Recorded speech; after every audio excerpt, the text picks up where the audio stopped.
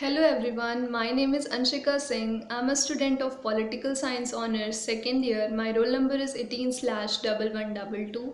Today I'm going to explain about legislative processes under which I'm going to cover how a bill becomes an act by the help of some slides.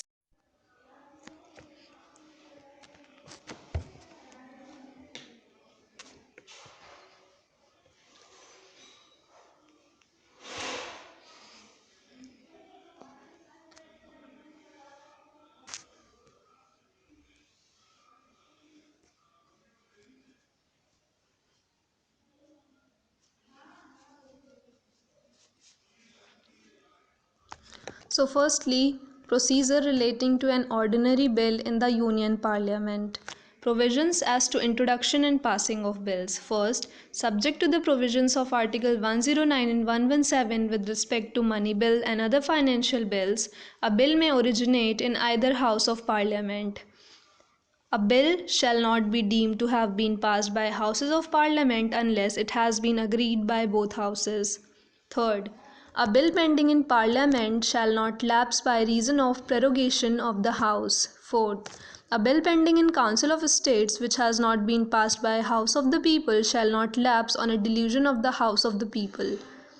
And fifth, a bill which is pending in House of the People pending in Council of State shall, subject to the provisions of Article 108, lapse on the delusion of the House of the Peoples. So, if I talk that how step by step a bill becomes an act, firstly there is introduction of bill in either House of the Parliament, then after that there is publication in Gazette. After publication in Gazette there is first reading, then it goes to select committee, then second reading, then third reading, then bill goes to other house, then it gets the assent of president. So how a bill becomes an act. Firstly, what is a bill? So a bill is a draft of legislative proposals. It has to be passed through various stages before it becomes an act of parliament. And a bill is the draft of legislative proposal which, when passed by both houses of parliament and assented to by president, becomes an act of parliament. The first reading. The legislative process starts when the introduction of bill in either house of parliament, Lok Sabha or Rajya Sabha. Bill can introduced either by a minister or by a private member. In a former case, it is known as government bill, and in latter case, it is known as private member's bill. It is necessary for a member in charge of the bill to ask for leave to introduce the bill. If leave is granted, the bill is introduced. Then, if the motion for leave to introduce a bill is opposed, the Speaker may, in his discretion, allow brief explanatory statement to be made by the member who opposes the motion and the member in charge who moved the motion.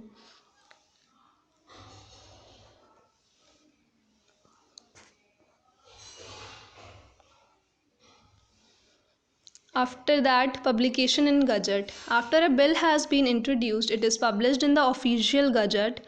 Even before introduction, a bill might, with the permission of a speaker, be published in the Gazette. And in such cases, leave to introduce the bill in House is not asked for and bill is straightaway introduced. So after first reading there is publication in Gazette and then reference of bill to standing committee.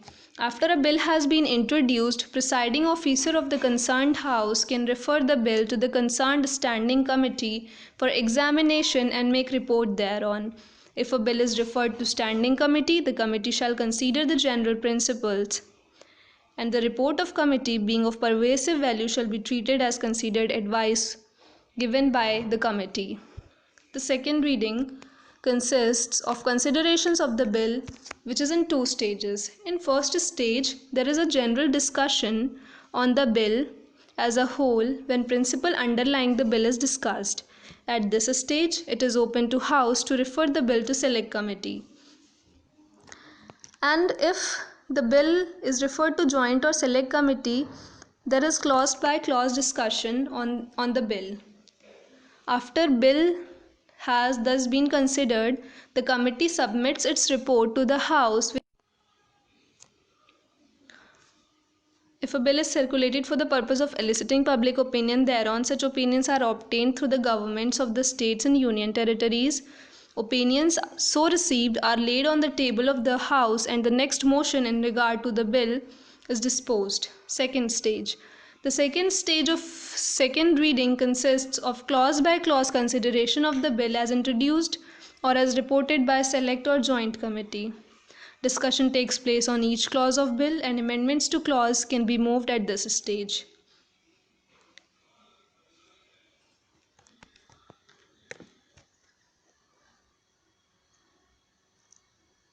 Third reading. Thereafter, the member in charge can move that the bill be passed. This stage is known as third reading of the bill. At this stage, the debate is confined to arguments either in support or rejection of bill without referring to details thereof. Further than that, only formal, verbal and consequential amendments are allowed to be moved at this stage. Bill in the other house. After the bill is passed by one house, it is sent to the other house for concurrence with a message to that effect, and there also it goes through the stages described above except the introduction stage. Means after second reading, the bill goes to the other house. Withdrawal of bills. So, the minister in charge of a bill who has introduced the bill in Lok Sabha may at any stage of bill move for leave to withdraw the bill on the grounds that a. the legislative proposals contained in the bill is to be dropped, or the bill is to be replaced subsequently by a new bill, or if such leave is granted, no further motion is made with reference to the bill. Joint sitting.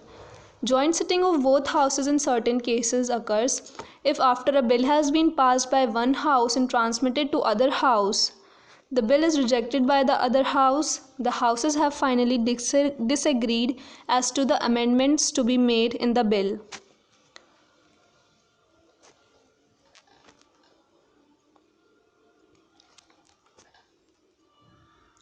In renocking any such period of 6 months as is referred in the clause 1, no account shall be taken of any period during which the house referred to in subclause C of that clause is prorogued or adjourned for more than 4 consecutive days.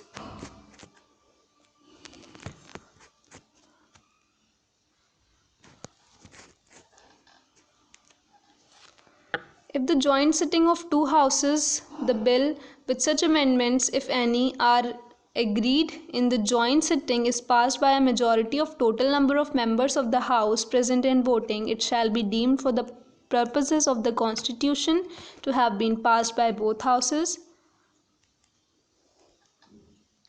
provided that at a joint sitting, if a bill having been passed by the houses returned, only such amendments as after said shall be proposed to the bill, and such other amendments as are relevant to the matters with respect to which the house have not agreed, and the decision to the person presiding as to the amendments which are admissible under the clause shall be final.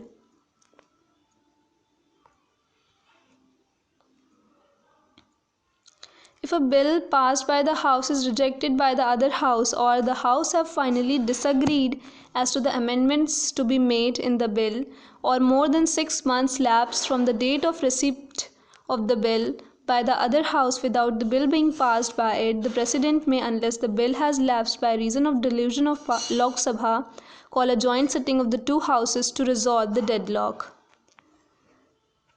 The bill is deemed to have been passed by both the houses in the form it is passed by a majority of the total number of members of both the houses present and voting at the joint sitting. The Constitution empowers the President to take steps for resolving a deadlock on a bill between the two houses.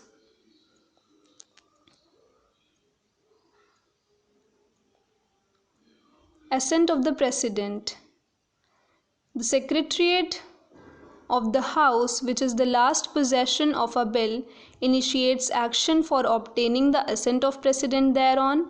In the case of a money bill or a bill passed at a joint sitting of the houses, the Lok Sabha Secretariat obtains the bill becomes an act after the President assents the bill.